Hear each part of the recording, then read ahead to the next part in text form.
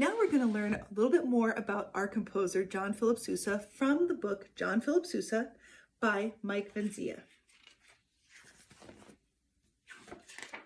So here we go, Washington, D.C. John Philip Sousa was born in Washington, D.C., the capital of the United States, in 1854. He always loved his country and showed his love by writing some of the most original and patriotic music ever.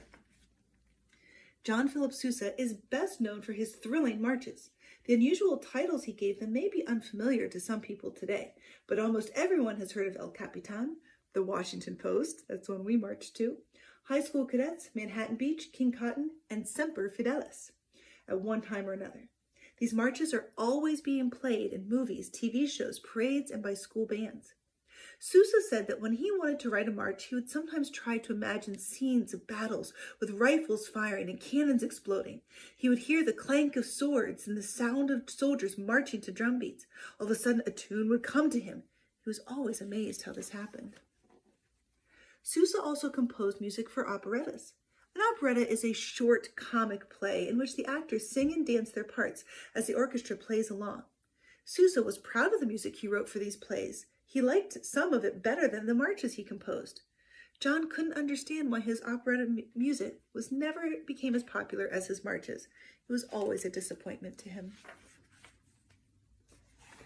Before Sousa was born, the United States didn't really have classical music it could call its own. The United States was a fairly new country, and American composers had not yet become well known. In big cities, people went to concerts and listened to the works of European composers like Bach, Beethoven, and Wolfgang Mozart. Tickets to these concerts were expensive, and people had to dress in fancy clothes to get in. Everyone was pretty snobby about the whole thing. In the rest of the country, people had to listen to bands and musical entertainers who weren't very good a lot of the time. Everyone wanted to hear music so much, though, that they were happy to accept anything that came along. While John Philip Sousa was growing up, he was lucky to be able to listen to many military bands that played in Washington, D.C.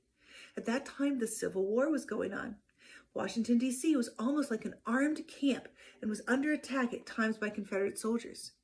Army bands were all over the place. They were needed to announce daily activities or send commands and signals. They were also an important way of keeping soldiers' spirits up during long, lonely, boring marches. Sometimes bands would play old familiar songs that reminded soldiers of happier times. These military bands made a deep impression on John Philip Sousa. Sousa grew up in a musical family. His father played the trombone in the United States Marine Band. Mr. Sousa encouraged his son to take violin lessons at an early age. He taught him to play the trombone and other band instruments as well. Soon, John's parents and teachers knew John had a special musical talent. When he was only 11 years old, John put together a dance band that played in the Washington, D.C. area. He was the leader of 7 grown men, and the band became pretty popular. When Sousa was 13 years old, the circus came to town. One night, the owner of the circus heard John's dance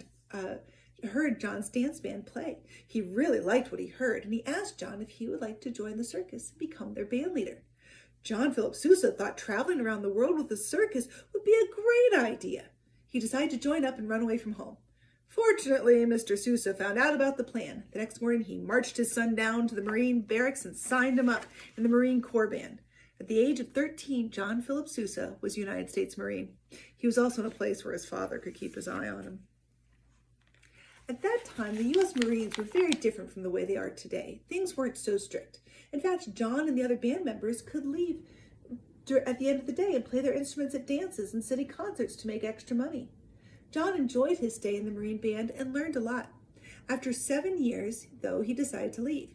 John felt there were musical opportunities outside the Marine Band where he could learn more and develop his talents.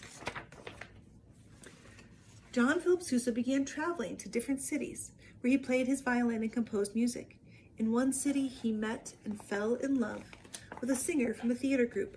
Her name was Jane Bellis. John and Jane got married, and soon after their wedding, an important thing happened. John was asked to come back to the U.S. Marine Band. This time, though, it was not as a musician, but as its leader. John was glad to accept the job. When John got back to Washington, D.C., however, he was disappointed to find the band was in pretty bad shape. Many of the band members really didn't want to be there anymore. Their uniforms were worn out and the music they played seemed old and boring to John. John got to work right away. He decided to make this band the best military band in the world. He started by getting new and better musicians to join up, and he made them practice for long hours. He got rid of a lot of the dull music the band was used to playing and replaced it with more modern music by European and American composers. And John added his own marches too. One of John's favorite assignments was to play for the President of the United States whenever he needed music for a party or a special government affair.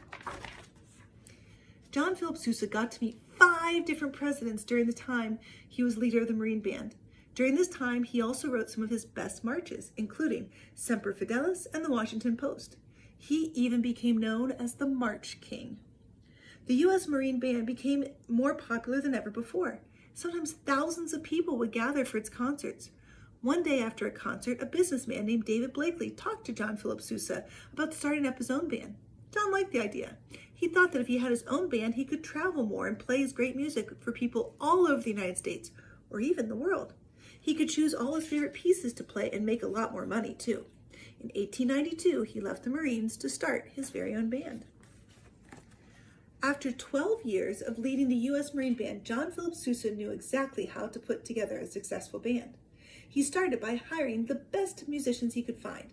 He spent weeks rehearsing and training them. He made sure they had the coolest looking uniforms too. John knew his band would have to look great as well as sound great. David Blakely became John's partner and manager. He made sure the band was set up to play in different cities and took care of advertising. When John was done putting the band together, it turned out to be a combination symphony orchestra and concert band. Sousa's band hardly ever marched, but they could play any type of music, from simple American folk songs to big famous symphonies. From the beginning, John Philip Sousa's band was a hit. He always made sure he played music that everyone could enjoy. John and his band traveled to as many cities and towns as possible.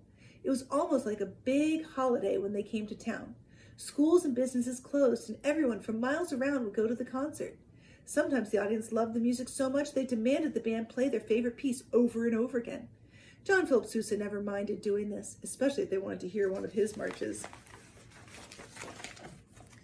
John Philip Sousa's marches were and still are popular all over the world.